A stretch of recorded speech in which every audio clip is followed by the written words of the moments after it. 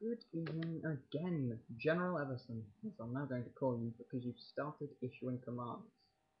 So, I know that, and I'm very sorry, sir, that you did say don't record another response. But these responses aren't for your benefit, laddie. I do admire your misplaced egotism. Oh dear, if I tell him to stop, he'll probably stop. No, I won't. It's not for you, it's for everyone else. And so, without further ado, I'm just going to start doing exactly what I did last time. This won't take a little bit less time, however. Uh, it's not necessary for me to remind you about your mispronunciation. If you paid attention, and I know this isn't a strong point, I'm not going to pick on you. You obviously seem to have difficulty with it. I posted my video nearly simultaneously with the Soapnose video, so our points were made simultaneously. Just because you didn't see it until recently doesn't mean I didn't record it until recently. Your perception of the world does not in fact inform reality. It is usually the other way around, but I'm not so sure in your case. You have no personal problem. I didn't say you had a personal problem. I said you had an issue. An issue is not always personal. I said issue as opposed to A, grudge, B, vendetta, C, crusade, D, psychosis. Because I realise that it's probably just an issue and not, personal. You hardly know the man. How could it be personal? Then again, you're not the most logical person. So I wouldn't hold it against you to have a personal grudge against someone you don't personally know. Uh, how will foreign affairs experience help us develop our micronations? I would hold foreign affairs and micronationalism pretty deeply intertwined there. I mean, internal affairs are good. Foreign affairs do have to be taken into account as well, though.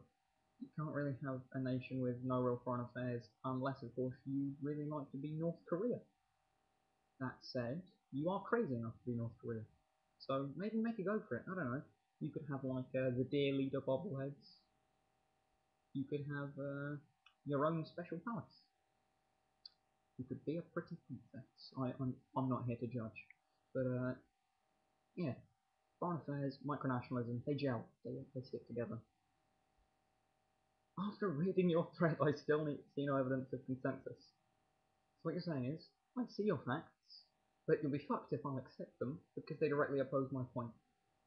You're not really kind of well acquainted with this idea of basing your opinions in fact, are you? Just, I still blame Mr. Leffler for Lucas's departure. I'm not even sure how to approach this one.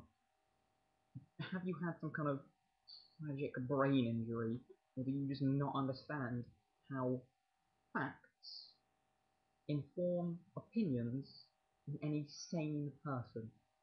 It seems obvious to me that you have difficulty with this link, but I assure you, if you focus really, really hard, it's there. It's quite deeply buried, I'll admit. It's convoluted, and you'll need to put in literally seconds of mental work, or for you, possibly days. But it is there, don't worry, you'll find it eventually. He made many people believe his dossier was true. So what you're saying is that he used rhetoric in a political dossier. Rhetoric in politics. Holy shit. I'm as appalled as you are. In fact, I have contacted The Hague, and they're just going to kill him. It's fine. You won't have to deal with it anymore. They're just going to take him at the back of the chemical sheds, and they're going to read him his rights. And for this incredibly, it's what it is it's a crime against humanity. This rhetoric in politics, and trust me, he'll get his just desserts. He will have a bullet placed in the back of his head. I promise you that now. He did significant damage to this community. Lol, no. Significant damage to this community because we're now all so fucked, aren't we? Now Lucas is gone, the website is falling to pieces, no one uses the forum anymore, and we sit around and hit each other with sticks. Literally, it's gotten to the point where Marco Mahansk and Jacopo Castelletti are stood outside of pubs on Friday nights beating the crap out of each other with large bins. We're in crisis, we're in free fall, there's been significant damage done because the mighty Aldrich Lucas has left. Get real. just for a second, if you could, try and find a way to extract your head from your own colon. It's probably the way it came in is probably the best way to do it. I'm not sure you can go all the way around. You'll probably just end up getting some kind of inception. So, back the way you came, head out of colon, and you might be able to see the bright light of day. You didn't want a list of all of his supporters, you just wanted a few examples. Well, your lack of research has led you to being ill-informed. How is that anyone else's fault? You want to play journalist? Put in the work, or you'll cock it up. Simple as that. You just need to put in the work, or else you look like a knob, as is evidenced. Seb is not more deceitful, because he didn't turn the community into his own personal dictatorship. This isn't really about the action, but the intent. Seb is definitely more deceitful. He has engaged in more deceit. His deceit has been more often. He has been the one who has committed more deceits. Just because Seb wasn't competent enough to get into power whilst being deceitful doesn't mean he was less deceitful. If anything, all you're saying is Seb isn't as bad because he was an underachiever. And to be honest, I find underachievement in people is actually a negative quality, even if they are doing something that I don't agree with. The least they could do is do it properly, in fairness. And if there's one thing I can argue, it was done properly. I mean, he was in charge of the community for many, at least 2 years, and probably more than that.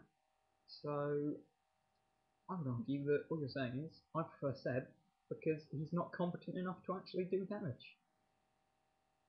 Yeah, I would agree. Seb isn't competent enough. Don't respond to this was my favourite bit. Don't respond to this. Yes, sir. No, sir. Would you like a cup of tea, sir? Should I shine your shoes for you? I tell you what, despite the fact that I don't have to answer to you, what I will do is I will go out and buy you a puppy as an apology and some roses, and we can all be friends, and I'll come round your house and I'll serve you biscuits off a silver platter. How's that for it, yeah? I'll see you in a couple of hours then. I have to go to Sainsbury's to pick up some hobnobs. But thank you very much, and keep up the hilariously stupid work.